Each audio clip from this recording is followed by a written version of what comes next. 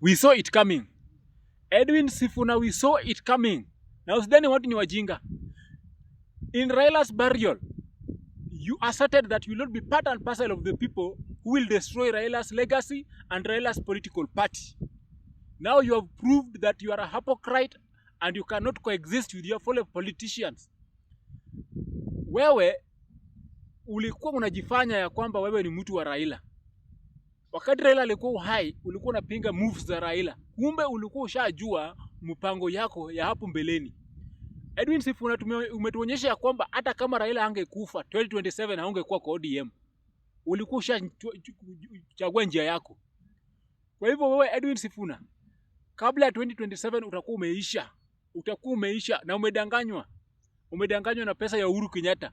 Umedanganywa mpaka saa hii unataka uvunje ODM, na wewe ulihakikisha kwamba hauta haribu chama, na sasa umeharibu chama, unatangatanga na kikundi kingine mnapinga nao chama. Mnajifanya nyinyi ndio chungwa, ile imebaki ni lemon. Nani alisema ODM ni Babu Owino na nani na Sifuna? Nani alisema hiyo ndio chungwa? Wakati ODM iliundwa, Edwin Sifuna hakukuwa, Babu Owino hakukuwa. Inakuwaje wao ndio sasa chungwa wenye umebaki ni lemon? Mnaenda kutangatanga Edwin Sifuna, mkishatoka hapo mtaenda mtafute tu mtu kama Gachagua venye umeshasema hivyo. Huyo hawezi niambia eti sasa Raila spirit ya Raila iko ndani ya Sifuna. Mnasema eti spirit ya Raila iko ile mrengo ya linda mwananchi.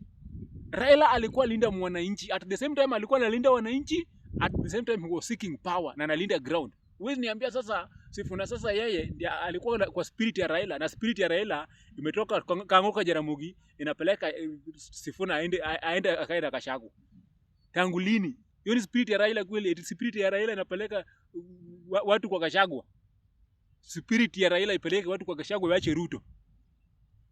Spirit ya Raila ikatae kusikia Gladys Wanga, ikatae ndugu yake ambaye ni Oburu Odinga, yende sikiza Sifuna. Kumbafu.